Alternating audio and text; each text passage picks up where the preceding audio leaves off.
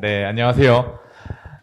벌써 5번째 세션인데, 저희가 앞에서 세션 다 들으셨겠지만, 발표랑 패널 토크를 좀 섞어가면서 하고 있어요. 그래서 앞에 토크에서는 개발자 커뮤니티 관련된 내용들을 얘기를 했다고 하면, 요번에는 저희가 좀 더 실무적인 이야기를 할 거고, 되게 오랜 기간 동안 실무에서 설계 혹은 이제 아키텍트 구현, 뭐 혹은 여러 가지 시스템 설계 등을 해오셨던 시니어이신 조용호님과 안영애님을 모시고 오늘 여러 가지 좀 실무에 관한 이야기를 해보려고 합니다. 저는 오늘 영광스럽게도 두 분과 함께한 인프레베스 CTO를 하고 있는 이동욱이라고 하고요. 반갑습니다. 그리고 오늘 제가 두 분께 조금 뭐 어려운 질문들을 할 수도 있고, 뭐 조금은 이제 난감한 질문을 할 수도 있는데, 그 질문들에 대해서 두 분 다 모두 다 잘 해주실 거라고 믿고 이번 세션 진행해 보도록 하겠습니다. 그럼 한 분 한 분은 좀 소개를 드릴 건데, 일단 영호님부터 인사해 주시겠어요? 네, 안녕하세요. 저는 조용호라고 하고요. 객체지향의 사실과 오해랑 오브젝트라고 하는 책을 집필을 했고, 현재는 잠깐 회사를 쉬면서 온라인이랑 오프라인에서 강의를 하고 있습니다. 오늘 패널 톡 제의를 받아서 오긴 했는데, 이렇게 많은 분이 계실 줄 몰랐어요. 오늘도 좀 당황하긴 했는데, 일단 최대한 주신 질문에 조금 도움이 되는, 가셔서 실무나 아니면은 좀 어떤 이론이나 이런 개념들을 익히시는데 도움이 되는 답변을 할 수 있도록 최대한 노력해 보겠습니다. 네, 감사합니다. 네, 아시다시피 이제 영호님은 제가 운영하고 있는 인프런에서 오브젝트 강의를 하고 있습니다. 여러분, 지금 인프런은 다음 주 화요일까지 30% 할인 중이니까요. 이 행사가 끝나시고 열심히 이제 조용호님의 오브젝트 설계 원칙편 책은 나왔으니까 질문 강의 구매하시고 영호님께 여러 가지 질문들 남겨주시면 될 것 같고요. 다음으로 이제 영혜님 인사 부탁드리겠습니다. 네, 안녕하세요. 저도 개발자 출신이고요. KSUG라는 이제 커뮤니티 모임을 공동 설립자이기도 합니다. 커뮤니티 활동에 관심이 많고 했는데 지금은 이제 개발하는 회사를 운영하고 있어서 지금은 이제 개발 자체는 하고 있지 않지만 영어는 여전히 이제 소프트웨어 엔지니어인 안영회라고 합니다. 반갑습니다. 영애님은 뭐 아시는 분 아시겠지만 브런치에서 열심히 이제 최근에 읽으셨던 책이나 여러 가지 이제 아키텍트 혹은 이제 최근에 어떤 IT나 개발 상에 대해서 많은 글을 써주고 계세요. 그래서 페이스북에서 영애님을 찾아보셔도 되고요. 아니면 브런치에서 찾아보셔도 영애님이 어떤 생각들을 갖고 계시고 그동안 어떻게 이제 여러 가지 구현들을 해오셨는지 보실 수 있으니까요. 브런치에서도 많이 찾아보시면 좋을 것 같습니다.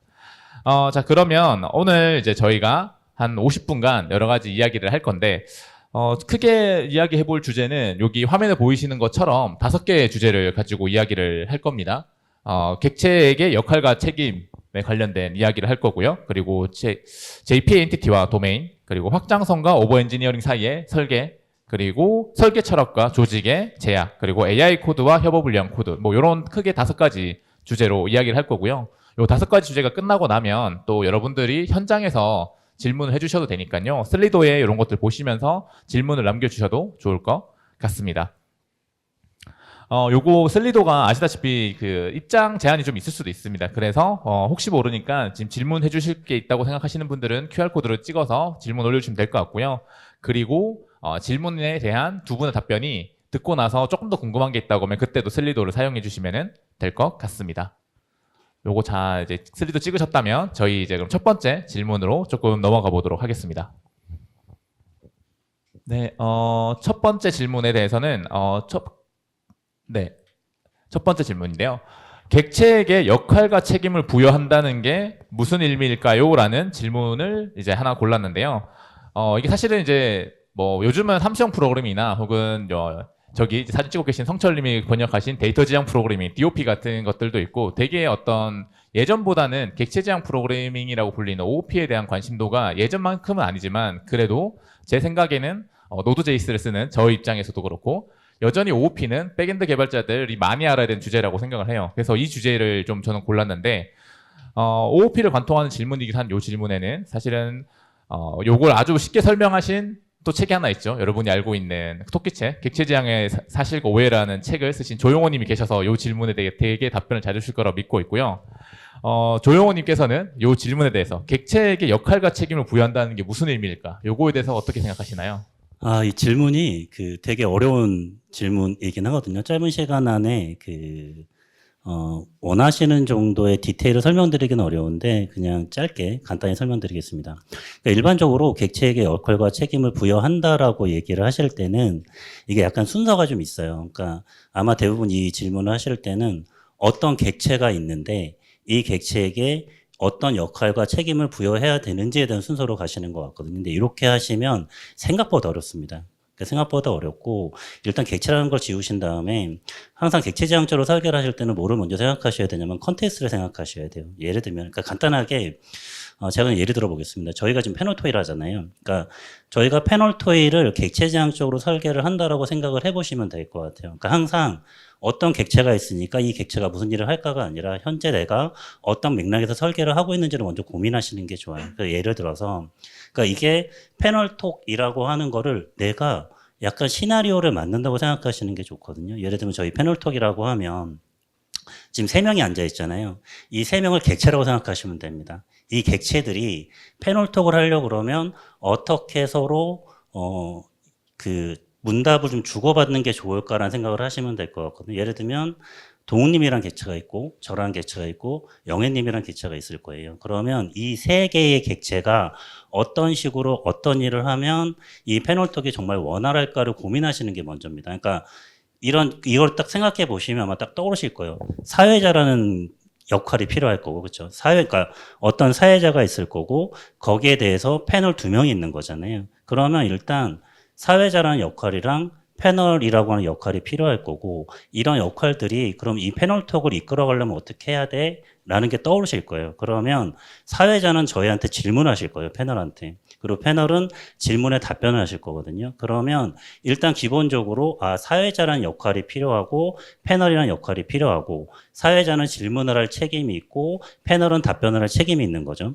여기에 그러면 이거를 할 때에 전체적으로 인터랙션이 동적으로 어떤 식으로 일어나면 좋겠어라고 했을 때 그러면 우리가 사회자는 1명을 두고 패널은 2명을 줍시다라고 하면 그 사회자와 패널이라는 역할을 가진 객체 3개가 나오는 거고요. 여기까지가 어떻게 보면은 객체의 역할과 책임을 부여하는 거로 보시면 됩니다. 그래서 저 같은 경우에는 항상 뭔가 객체 지향적으로 설계를 할 때는 약간 시각적인 이미지를 떠올려요.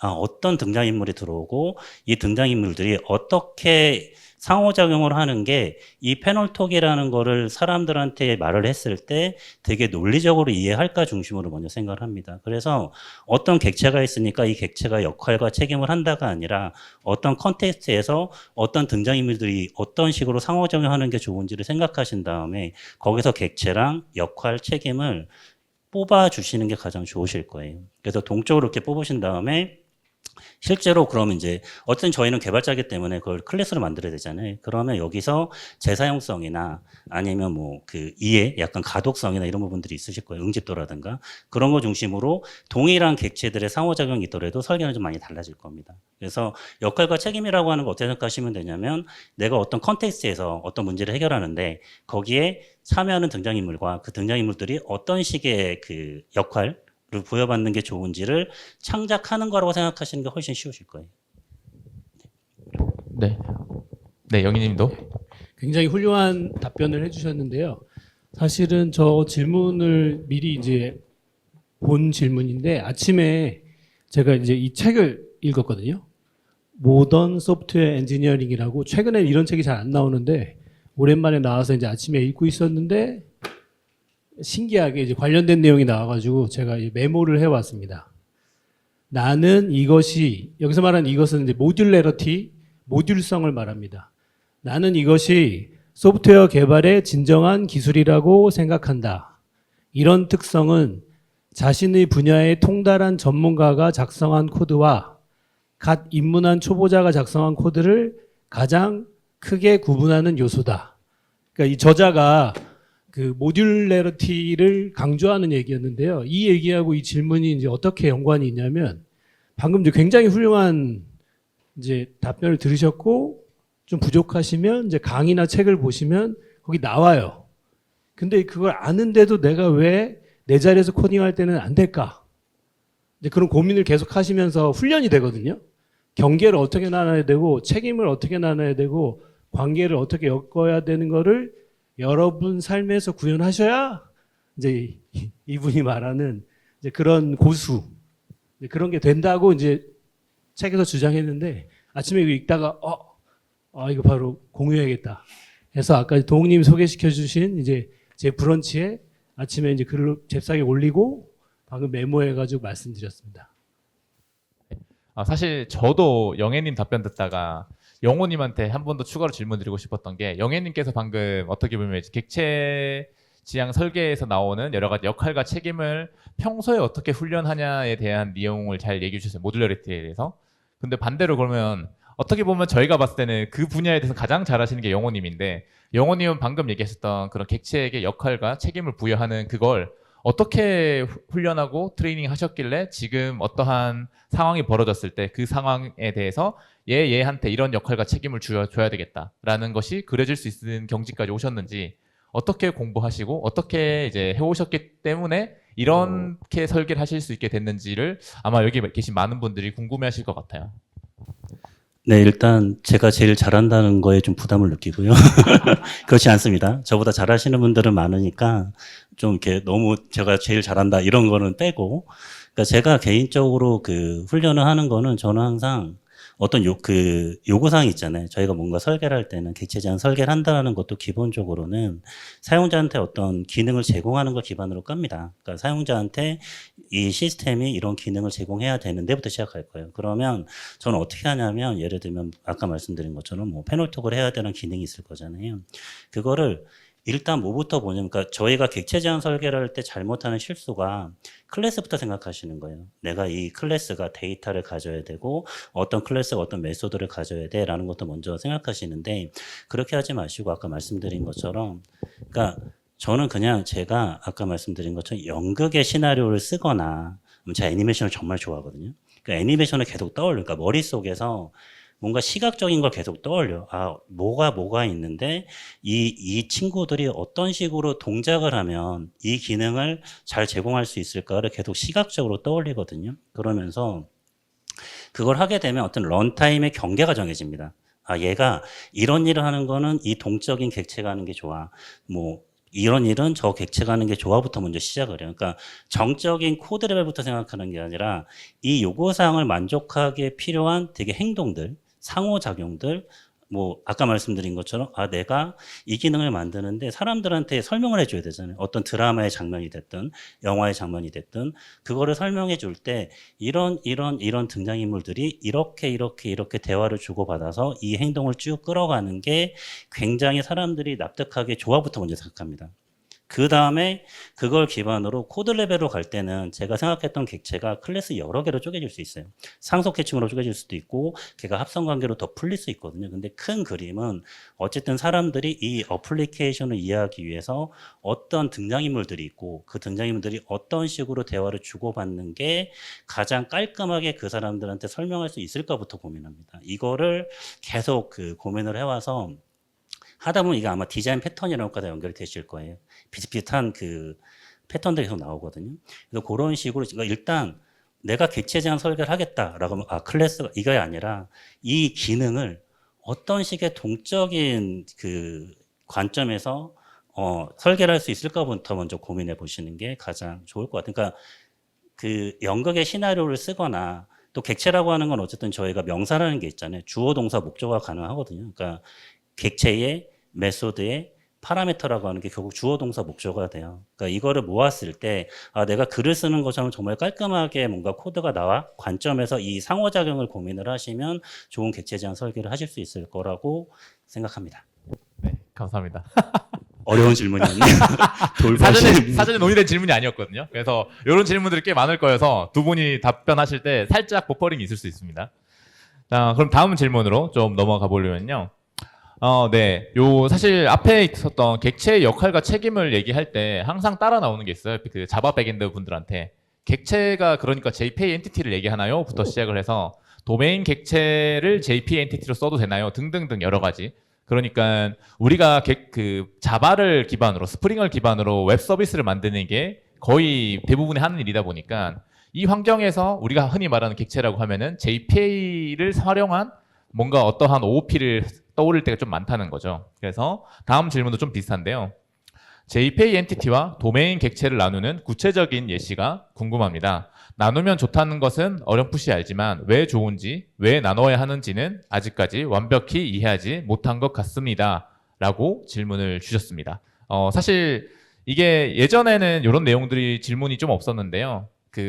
제가 알고 있던 몇몇 시니어 분들은 클린 아키텍처가 뭔가 이 세상에 독을 좀 뿌린 것 같다라고 얘기하면서 JPA 엔티티와 도메인 오브젝트를 무조건 분리해서 구현을 해야 되는 게 뭔가 정석적이고 제대로 된 방법인 것처럼 독을 뿌린 게 많다라고 얘기하시는 분도 계시고요. 또 한편으로는 이제야 좀 사람들이 아키텍처에 대해서 이해하는 것 같다라고 이야기하시는 또 선배 개발자님들도 계셨습니다. 그래서 오늘 또 이제 두 분께서는 사실은 제일 많이 고민하는 거죠. 클린 아키텍처가 이렇게 부흥을 일으키고 난 뒤에 항상 나오는 주제, JPA 엔티티와 도메인 객체를 나누는 구체적인 예시가 궁금하고, 그리고 나누면 왜 좋은지 이런 것들도 같이 이야기해 주시면 좋을 것 같습니다.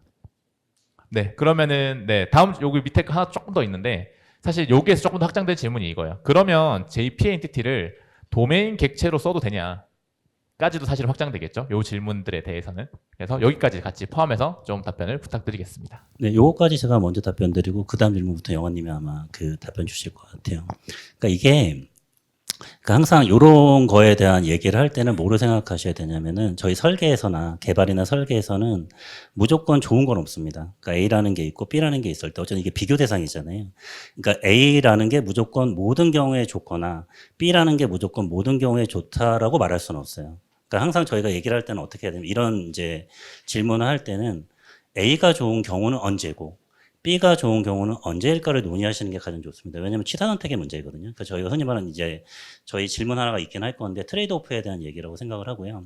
그래서 일단 제가 생각하는 좀 제 경험에 대한 얘기를 조금 드리면, 그러니까 일반적으로 JPA 엔터티란 이제 그 도메인 객체, 그러니까 그 DB에 매핑을 해야 되는 데이터성 객체와 그 다음에 비즈니스 로직을 처리할 도메인 객체를 나누는 게 좋으냐 아니면 합하는 게 좋으냐에 대한 질문이라고 생각이 듭니다. 그러니까 이거에 대해서 언제 그럼 어떤 거를 선택하는 게 좋을지를 고민해 보시는 게 좋을 것 같아요. 그러니까 아마도 대부분의 경우 이 질문을 제가 굉장히 많이 받아요. 강의를 할 때 생각보다. 그러니까 JP를 거의 쓰시다 보니까 항상 강의를 할 때마다 한 번씩은 나오는 질문이긴 하거든요. 그러니까 이걸 어떻게 생각해 주시면 되냐면 JPA 엔터티랑 도메인 객체가 따로따로 정말 나눠서 가야 되는 경우를 생각해 보시면 딱 하나밖에 없을 겁니다. 내가 DB의 스키마가 바뀔 때 도메인 객체의 영향을 적게 하고 싶은 거거든요. 그러니까 그 얘기는 뭐냐면 JPA 엔터티가 바뀌는 속도랑 방향이랑 도메인 객체가 바뀌는 속도와 방향이 다른 경우라고 보셔야 돼요. 왜냐하면 그러니까 저희가 어쨌든 항상 이런 장점이 있을 때는 항상 단점이 있어요. 그러면 이렇게 했을 때 단점이 뭘 거냐. JPA 엔터티랑 도메인 객체를 다 같이 바꾸시는 걸 거예요. 계속 쫓아다니면서 테이블의 스키마가 바뀌었을 때 JPA 엔터티를 바꾸고 JPA 엔터티가 바뀌었을 때 도메인 객체를 바꾸고 이 두 개를 매핑하는 그 코드가 바뀔 겁니다. 자, 그러면 여기서 선택은 뭐냐면 내가 이거를 매번 바꾸는 리소스를 들어서라도 DB의 스키마랑 도메인 객체의 비즈니스 로직이 바뀌는 이거를 완전히 분리해 가서 가는 게 좋아? 아니면 이거를 그냥 하나로 묶어서 그 리소스를 줄이는 게 좋아에 대한 결정이거든요. 근데 이 질문을 대부분 하실 때는 그러니까 제가 드리는 답변은, 명확하게 드리는 답변은 DB의 스키마랑 도메인 객체의 방향이, 속도, 바뀌는 그 속도나 방향이 정확하게 내가 알지 못하면 그냥 합치라는 얘기를 드립니다. 처음에는. 그러니까 굳이, 왜냐하면 처음에 대부분 이 결정을 언제 하시냐면 프로젝트 초기에 하세요. 우리가 프로젝트를 초기하고 DB 스키마를 설계하는데 이때 이 애플리케이션이 어떤 쪽으로 진화할지를 모르는 상황에서 이거를 나누는 게 좋다고 하니까 그냥 나누는 게 낫지 않겠어라는 결정을 많이 하시거든요. 근데 이게 만약에 DBA 스키마랑 비즈니스 로직이, 그러니까 비즈니스 로직이 생각보다 복잡하지 않아서 얘네들을 같이 가게 되는 경우에는 개발자들이 어떤 생각을 하시냐면은 내가 이걸 왜 이렇게 쫓아가면서 다 바꾸고 있지라는 생각을 하실 거예요. 그래서 이 결정을 최대한 프로젝트 초반에 안 하셨으면 좋겠다. 그러니까 명확하게 내가 DB 스키마와 그 도메인 객체의 비즈니스 로직이 나 이거 명확하게 분리를 해서 이걸 좀 끊어내는 게 이거를 바꿨을 때 사이드 이펙트를 줄이는 길이라는 결정이 내렸을 때 저는 나눴으면 좋겠거든요. 케이스 바이 케이스로 모든 걸 다 그렇게 하지 마시고 일단 그게 하나고요. 그러면 이거를 나눠서 가는 게 좋을 때가 언제냐. 일단 첫 번째로 제 경험상 저희가 데이터베이스를 두 가지로 나눕니다. 그러니까 하나는 오퍼레이션 데이터베이스로 보시면 되고 하나는 쉐어드 데이터베이스예요. 그러니까 우리 조직이 하나의 데이터베이스만 그러니까 우리 조직의 독점으로 써가 애플리케이션 데이터베이스라고 하거든요. 이거는 이슈가 없어요.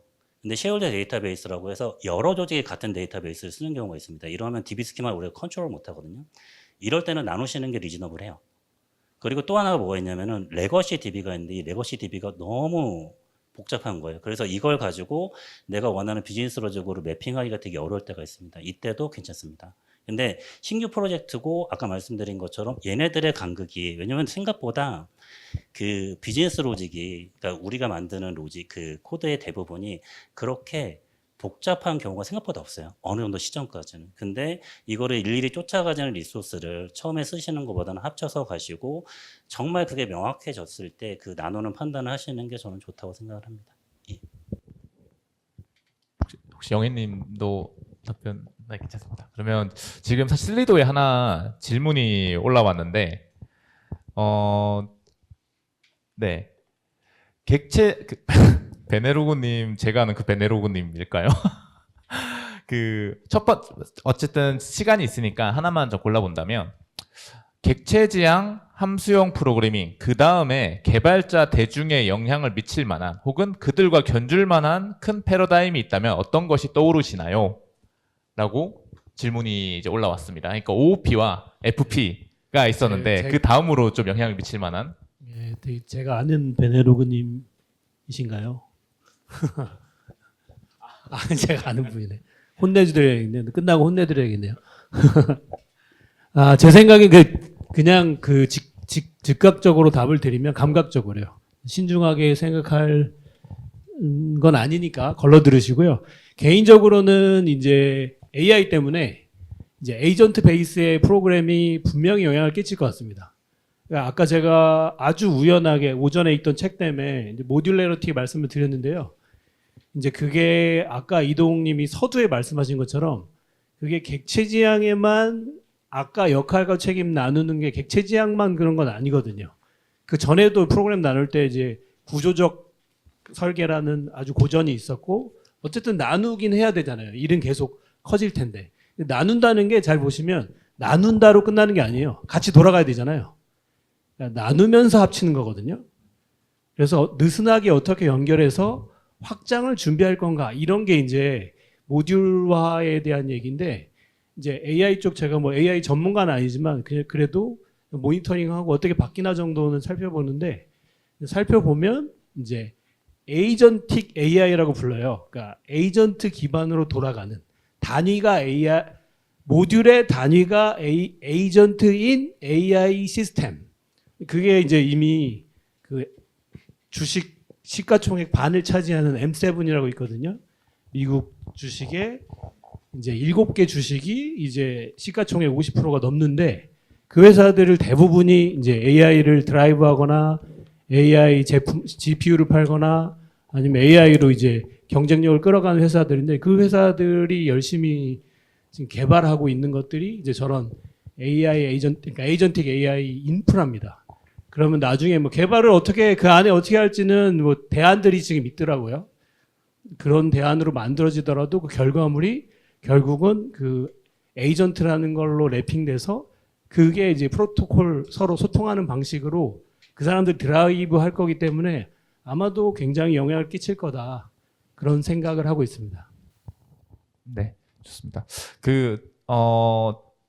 투표를 갑자기 막 올려주신 분이 계셔서 근데 요거는 이제 구현에 관련된 질문인데 요거 하나만 하고 다음 질문 넘어가겠습니다. 이거 좀 관심 있으실 것 같아서 JPA와 코틀린을 같이 쓸 때 JPA 엔티티는 뮤터블 해야 할까요? 아니면 이뮤터블 해야 할지 고민이 됩니다. 어떻게 생각하시나요?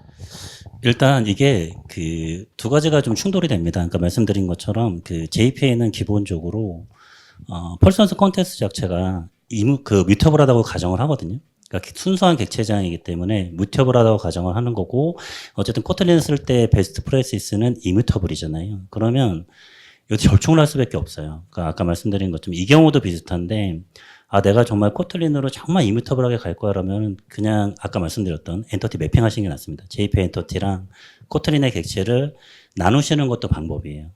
그렇게 하시면 최대한 이쪽은 이뮤터블하게 만들고 그 결과를 가지고 JPA 엔터티에 매핑을 해서 걔를 펄선스 콘텍스트에서 처리하시면 되거든요. 자동으로. 왜냐하면 이거를 그렇게 안 가버리면 둘 중에 하나예요. 코틀린에 다 널러블이 갑니다.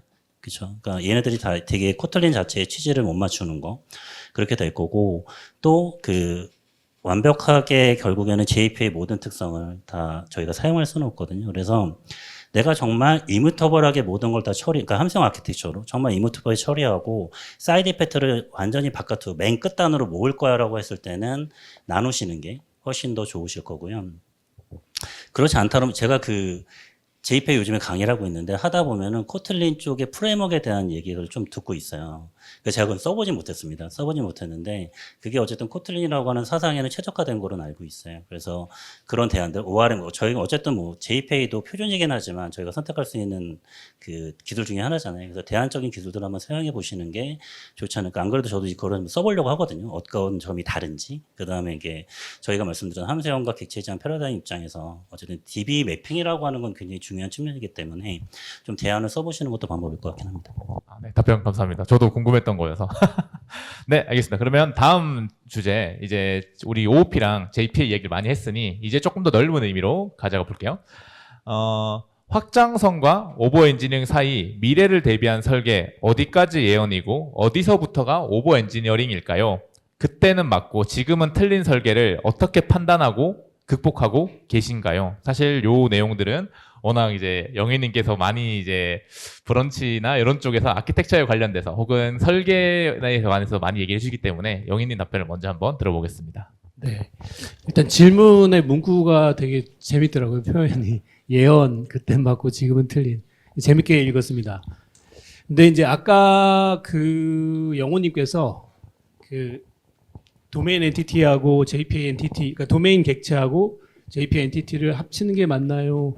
이제 나누는 게 맞나요? 요 얘기하실 때 일반적인 가이드로 처음에는 이제 합쳐서 시작하시는 게 좋다. 이렇게 말씀하셨잖아요. 그러니까 저걸 나누기 위해서 필요 이상의 노력을 혹은 앞으로 미래가 이렇게 될 것이다. 이게 이제 예언이거든요. 우리 시스템이 어떻게 잘 될지 특히 이제 그 저는 스타트업 경험이 있는데 이제 잘 되길 바라죠. 제가 이제 팀장이거나 심지어 오너면 잘 되길 바라는데 실제 통계적으로 10% 이하거든요. 그래서 이게 잘 안 될 수도 있어요. 그러니까 미리 이제 그런 노력을 안 하는 게 저는 굉장히 일반적으로 좋은 가이드라고 생각을 하고요. 좀 더 디테일하고 사업적인 얘기 말고 기술적인 얘기만 해주세요 해도 제가 볼 때 마찬가지입니다. 결국은 우리가 프로그램 만들고 하면 결국 응용이 잘 쓰이고 하면 늘어나긴 늘어나요. 근데 이 대부분이 다 생태적입니다. 그러니까 생태적이라는 게 사람이 개입돼요. 사용자 그리고 코드 짜는 것도 이제 동료가 다르면 성향이 다르니까 다르게 짜거든요. 다르게 짜기 때문에 오히려 저는 코드 리뷰 같은 활동이 처음에는 맞고 틀리고를 따졌는데 주니어 때는 시간이 지나니까 맞고 틀리고가 중요한 게 아니더라고요. 팀워크를 만들고 이해하고 아까 저 문구에도 뭐 예언 그때는 맞고 이런 라임을 쓰시잖아요. 코드에도 그런 게 있거든요. 어떤 사람은 이렇게 쓰고 어떤 사람은 만연체로 쓰는 걸 좋아하고 어떤 친구는 너무 깔끔하게 쓰고 어떤 친구는 항상 이렇게 브레이스 써가지고 다 나누고 싶어하고 그럼 이제 그 사람들하고 결국 이해하게 되고 가까워지게 되고 결국 다 같이 관리할 수 있는 일종의 팀워크를 코드로 구현해냅니다. 그런 과정에서 이제 우리가 뭐 하나가 된다면 좀 오글거리는 표현이지만 어쨌든 서로를 이해하고 이런 다이나믹스를 만들거든요. 근데 그게 어떻게 될지 우리가 미리 알 수가 없어요.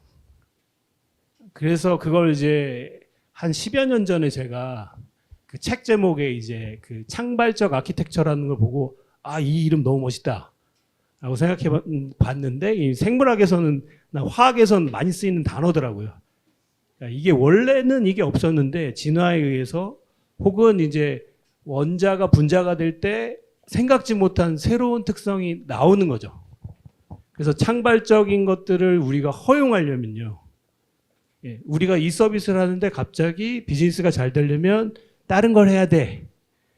요즘 유행이 바뀌었어. 그러면 이제 새로운 걸 수용해야 되잖아요. 그리고 뭐 CTO가 바뀌었어. 누가 바뀌었어. 이 사람이 뭐 코틀린을 꼭 하고 싶대.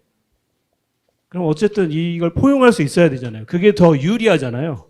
그렇게 이제 변화에 대해서 열려 있는 게 객체지향 설계 원칙의 OCP라고도 있지만 좀 더 크게 확장하면 이제 창발적 디자인을 막지 않는 거거든요.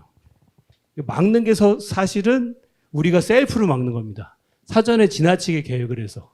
그걸 이제 부르는 말이 오버 엔지니어링이나 과잉 설계, 뭐 연간 계획 뭐 이런 게 있습니다. 혹시 용호님도 있으실까요? 예, 저 답변 되게 훌륭하게 해주셔갖고 그 추가로 조금만 말씀을 드리면, 그러니까 저희가 이 질문이 뭐냐면 결국에는 저희가 어떤 코드를 짤 때 최대한 저희가 변경을 적게 하고 싶잖아요. 그러니까 변경에 대비한 설계를 하고 싶으신 거거든요. 그렇기 때문에 이런 요구사항이 들어왔을 때 이렇게 바뀔 거니까라는 예측 같은 걸 하시고 가시는 건데, 이게 약간 오해가 있습니다. 그러니까 이게 변경이 좋은 설계라는 게 인터페이스 쓰고 뭐 합성 같은 걸 써서 유연하게 만드는 설계라고 생각하시는 경우가 많아요. 근데 실제로 그 변경하기 좋은 설계는 뭐냐면 이 문제의 복잡도가 있을 거죠. 어떤 건 되게 복잡한 문제가 있고 어떤 건 되게 단순한 문제가 있을 거예요. 그 복잡도의 그 영역이 되게 넓은데 그 복잡도에 맞는 것 중에서 가장 단순한 설계입니다. 이게 변경하기 쉬운 설계예요. 왜냐하면 저희가 뭔가를 변경하려고 그러면 그 코드를 나중에 읽으셔야 돼요. 그러니까 읽으셔야 되는데 그게 내가 생각했던 것보다 훨씬 더 이상하게 복잡한 경우가 있어요. 그거는 뭐냐면 대부분 개발자분들이 이게 한 1년 후나 아니면 이거 만드는 김에 이런 것까지 들어올 수 있도록 코드를 미리 유연하게 만들면 되지 않겠어라고 예측을 하시는 거거든요. 근데 그렇게 하실 필요가 없습니다. 그러니까 내가 현재 알고 있는 상황, 현재 요구사항, 이 문제를 푸는데 적합한 정도의 수준만 가지고 가장 단순한 설계를 선택하셔야 돼요. 그게 나중에 내가 이걸 바꾸고 싶을 때 가장 쉽게 이해하실 수 있거든요. 그래서 가장 좋은 거는 뭐냐면 내가 현재 알고 있는 거를 기반으로 가장 단순하게 설계를 하시고, 실제로 그런 얘기들이 있을 수 있어요. 이거 한 달 후에 아마 회사에서 이거 추가할 거래. 실제로 한 달이 돼봐야 합니다. 그 사이에 바뀔 수 있어요. 그러면 차라리 그거를 안 넣으시는 게 좋아요. 왜냐하면 내가 그렇게 그거를 대비하기 위해서 넣어놓은 뭔가가 그게 안 들어오게 되면 어떻게 되냐면 그 상황을 이해하지 못하는 어떤 분이 그 코드를 보시면 이게 왜 있어라는 생각을 하실 거예요. 그러니까 그거는 정말로 이건 시작한대. 이거 들어온다라는 시점에 추가하시는 게 좋습니다. 이게 결국에는 예측을 안 하는 거고, 그게 말씀드린 것처럼 현재 상황에 최적화된 설계를 만드는 거고요. 그래서 저 질문이 그때는 맞고 지금은 틀렸다라고 하는 건 없습니다. 그때는 그때 상황이 있는 거고 지금은 상황이 바뀐 거죠. 그러니까 바뀌는 상황에 맞게 가장 단순한 설계, 그러니까 결국 이 단순한 설계라고 하지만 결국 문제가 또 복잡해질 수 있잖아요. 그러면 유연하게 복잡성을 추가하는 건 맞아요.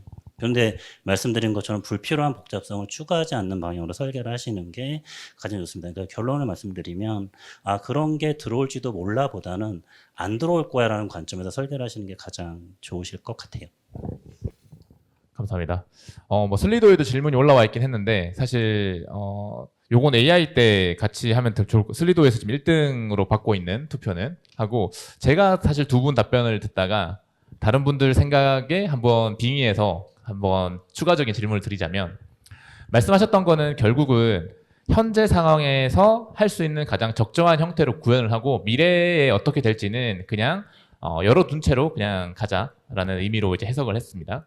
그러면 이게 어떤 의미에서는 기존의 어떤 레거시를 만드는 분들의 입장에서 방어 논리로도 그게 좀 많이 한다는 거죠. 그러니까 더 나은 방법을 쓸 수 있지만 지금 이 기능 구현은 요 정도까지만 하면 되는데 뭘 그렇게까지 하냐라는 식으로 해서 그 적정 기술이라는 것이 어떻게 보면 좀 더 진화하진 않고 원래 하던 방법을 계속해서 쓰는 어떤 방어 논리로도 사용이 될 때가 있는데, 요럴 때 두 분은 보통 그런 팀원을 어떻게 설득한다든지 혹은 그렇다 하더라도 그분의 논리대로 그렇게 구현하는 게 맞다라고 생각하시는지, 두 분의 생각은 어떠신지 좀 궁금합니다.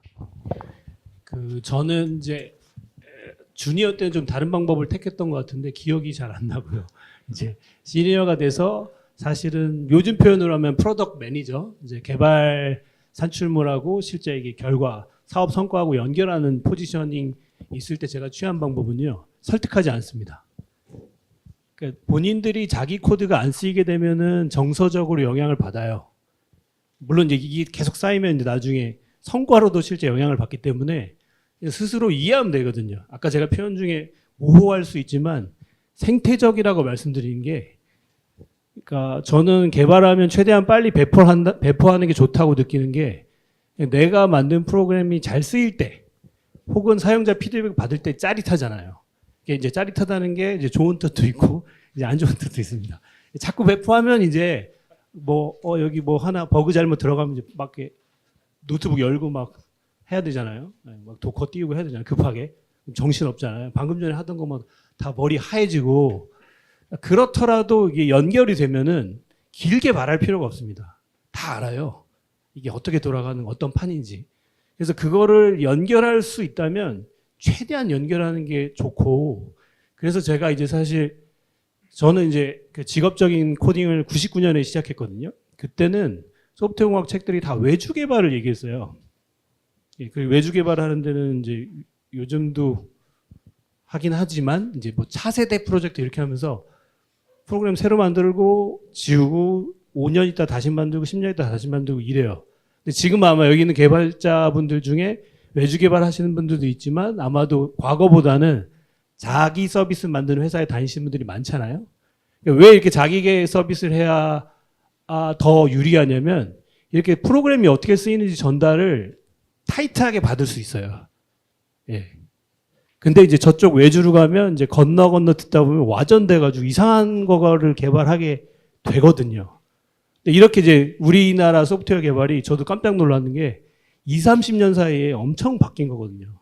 그래서 이제 개발자 사이에도 나이 차이 좀 나면 이제 대화가 안 되는 게 이게 순식간에 막 바뀌어서 그런데 그래서 다시 이제 질문하신 걸로 돌아가면 이제 결국 저는 이제 가장 좋은 거는 조직 전체가 이제 한 팀으로 움직이도록 효과를 알게 하고 그런 걸 해야 더 유리하고 그리고 저는 이제 오히려 코드 리뷰 같은 것들을 옳다 그르다 논의를 가급적 배제한 상태로 마치 무슨 경청하듯이 이렇게 짤 수도 있네. 이렇게 하는 것도 있네. 이렇게 해서 서로 이해하는 걸로 가면 좀 더 좋더라. 이런 정도까지는 있는데 뭐 이렇게 해라 이렇게 하지 마. 이렇게 설득은 나중에 시니어가 되면 아예 설득을 안 합니다. 그냥 알아서 알더라고요. 알아서. 왜냐면 자기 서비스가 안 쓰이면 쿠폰 이상하게 짜면 이제 또 짜라고 하거든요. 그냥 이것도 짜, 이것도 짜. 그럼 자기 방식 고집하면 성과 나는 거 쓰면 되잖아요. 이제 안 쓰이면 이제 알아서 바꿀 거잖아요. 요거를 그냥 전 질문을 조금 나눠서 생각했으면 좋겠습니다. 그러니까 기존에 짜던 방식으로 계속 간다라고 하는 방어 논리와 아까 말씀드렸던 현재 상황에서 알고 있는 걸 최적화해서 짭시다는 조금 다른 얘기라고 생각하거든요. 왜냐하면 아까 말씀드린 것처럼 이 복잡도에 따라서 솔루션이 달라요. 그러니까 기존에 짜던 방식대로 그대로 갑시다라는 거는 판단을 안 하시는 거라고 생각을 하고요.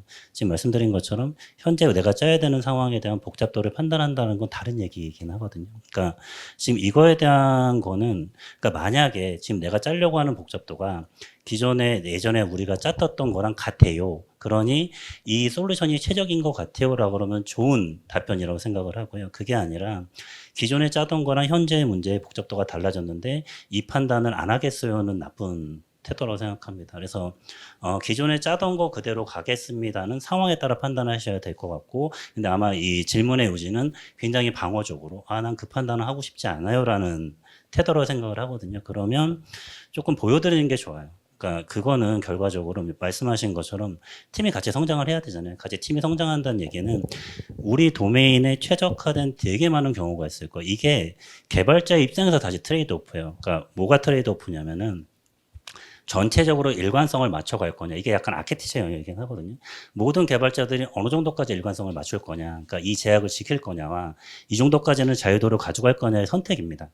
그러니까 이거에 대한 룰은 어느 정도는 가져가시는 게 좋아서 저 같은 경우에는 항상 이거에 대한 얘기를 좀 많이 드리려고 해요. 그냥 코드 안 되면 그냥 제가 요즘 이제 개발을 잘 많이 안 해서 잘 못 짜는데 예전에는 페어를 정말 많이 했어요. 많이 하고 같이 코드 짜고 조금 대화하면서 어쨌든 팀에 그러니까 저는 무조건 되게 좋은 설계가 그 팀에 정말 필요한 설계라고 생각하지는 않거든요. 그러니까 오히려 팀이 어느 정도 일정한 수준으로 일관성 있게 가는 것도 굉장히 중요하다고 생각하기 때문에 그 수준을 찾으려고 되게 노력을 하고 대부분 코드로 같이 얘기를 하면 조금 설득이 되는 편이었던 것 같아요.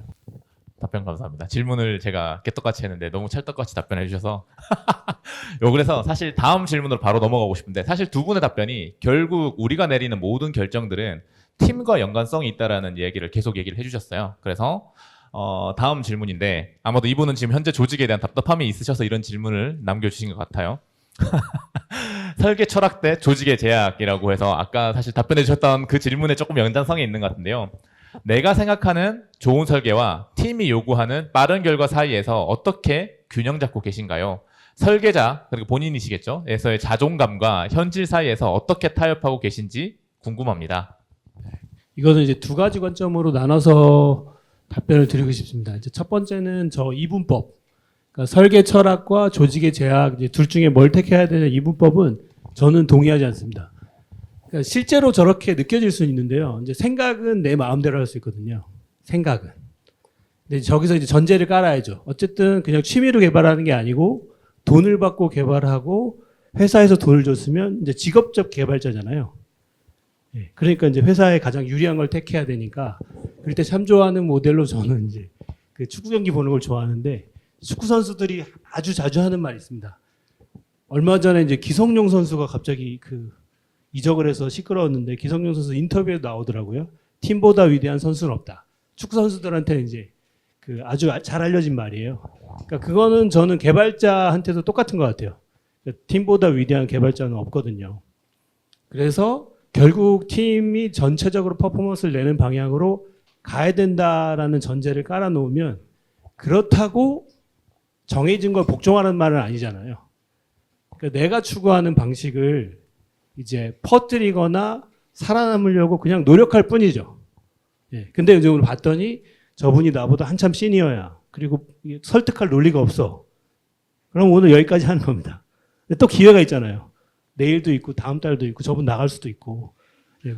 그리고 나하고 이제 친한 친구 말 잘 통하는 친구는 이제 커피 사주고 이제 얘기하고 그리고 책도 좀 사주고 이거 봐 이거 좋아 이거 내가 써봤어 한 달 써봤어. 그러니까 이게 결국 사람 사는 모습이거든요. 이거를 퍼뜨리면 되고 이렇게 기르시면요. 이렇게 기르시면 포터빌리티가 있습니다. 이게 무슨 말이죠? 내가 이직해도 갖고 갈 수 있어요. 이 테크닉을요. 그러니까 조직 탓을 할 필요는 없는 거죠. 저는 이 교훈을 어디서 배웠냐면 아주 오래된 2000년대 중반에 나온 책인데 XP 이제 세컨 에디션에서 아 이렇게 생각할 수도 있구나. 이제 익스트림이잖아요. 왜 익스트림이지? 익스트림 스포츠랑 코딩은 이제 안 움직이고 하는데 뭐 익스트림이야. 봤더니 이제 사실 제가 딱 한 두 번 읽을 때 느낌이 온 게 남 탓하지 말고 너는 무조건 할 수 있다는 얘기구나. 상대방이 아까 동욱님이 예를 든 것처럼 방어적으로 막 시니어가 해요. 알겠습니다 하고 나는 내대로 짤 수 있잖아요. 저분 코드만 안 건드리면 되잖아요. 내 코드가 점점 커져가지고 다 먹으면 되잖아요. 그래서 두 번째는 이제 그런 사고를 스트레스 받으시는 분을 제가 많이 만났어요. 그리고 이제 TDD 책을 옛날에는 같이 읽어드렸고, 읽으라고 하면 잘 안 읽으시니까 같이 읽어드리고, 그러면 그분들이 바뀌는 모습을 여러 번 봤거든요. 그래서 대답이 끝이 이제 제 책도 아닌데 켄트백의 TDD를 홍보하게 됐네요. 네, XP와 TDD 책을 오늘 다들 사셔야 되겠네요. 네. XP, 제가 착각했습니다. XP 책이고요. TDD 헷갈릴 정도로 두 개가 헷갈릴 정도로 둘 다 좋은 책입니다. 예, 저 요거 질문을 그러니까 이게 그냥 그렇게 생각하시면 됩니다. 설계라는 게 있잖아요. 그러니까 저희가 왜 설계를 하느냐를 좀 생각해 보셨으면 좋겠어요. 왜냐하면 저는 설계 철학이라는 것과 조직의 제약이라는 게 다르게 가면 안 된다고 생각을 하거든요.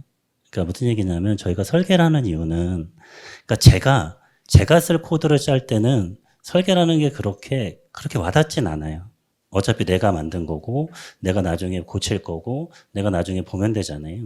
물론 기억은 까먹겠지만 그럼에도 불구하고 설계라는 거의 중요성이 그렇게 크게 부각되지는 않고 제가 개인적으로 뭘 짤 때는 이제 제가 설계라고 하는 걸 되게 중요하게 생각할 때 뭐냐면 이 코드를 다른 사람이 보셔야 되거나 내 코드를 그 사람이 고칠 때예요. 그러니까 우리가 설계가 중요한 이유는 우리가 조직 안에서 여러 사람들과 같이 일하고 뭐 오픈소스도 있겠지만 그리고 내가 짠 코드를 다른 사람이 고칠 수 있고 내가 짜지 않았지만 다른 사람이 그 짠 코드를 내가 고칠 때가 있거든요. 그러면 되게 뭐가 중요하냐면 이 코드에 대한 사전 지식이 되게 중요해요. 이걸 어디서부터 봐야 되고 얘가 어떤 식으로 짜여져 있고 라고 하는 것들이 중요해요. 왜냐하면 그걸 알고 있을 때의 코드를 이해하는 것과 그거를 모를 때 코드를 처음부터 이게 어떻게 짜여져 있는 거야를 쫓아오는 건 굉장히 어렵거든요. 제일 어려운 게 뭐냐면 하나의 팀에서 일하시는데 각자 코딩 스타일이 다를 때예요.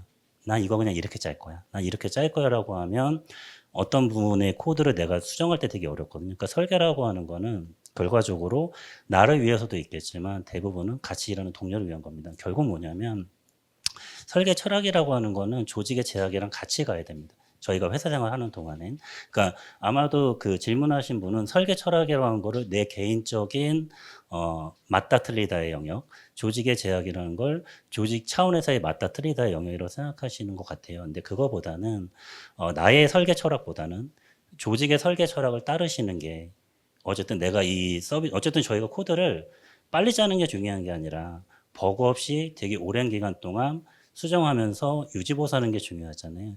여기에 포커스를 맞추는 게 설계 철학입니다. 그래서 이 관점에서 한번 생각을 해보시면 좋을 것 같아요. 두 분의 답변이 어떻게 보면 설계라는 것 자체가 내가 지금 있는 이 환경의 제약 안에서 이루어지는 것이 좋은 설계인 거지 아무런 제약 없이 할 수 있는 최선은 사실은 그건 이제 좋은 설계는 아니라는 말씀이신 거군요. 너무 좋습니다. 저희 팀한테 꼭 이야기하고 싶었던 주제인데 레고시가 많아서요 저희도. 자, 그러면 이제 마지막 이제 질문을 좀 해야 할 것 같아요. 시간이 이제 많이 지나서. 사실, 흔히 말하는, 사실 뭐, 저는 좀 중간 세대이지만, 여기 앞에 계신 두 분께서는 흔히 말하는 좀 이제 올드스쿨 프로그래밍을 이제 주로 하셨던 분들이셔서. 동의할 수 없습니다.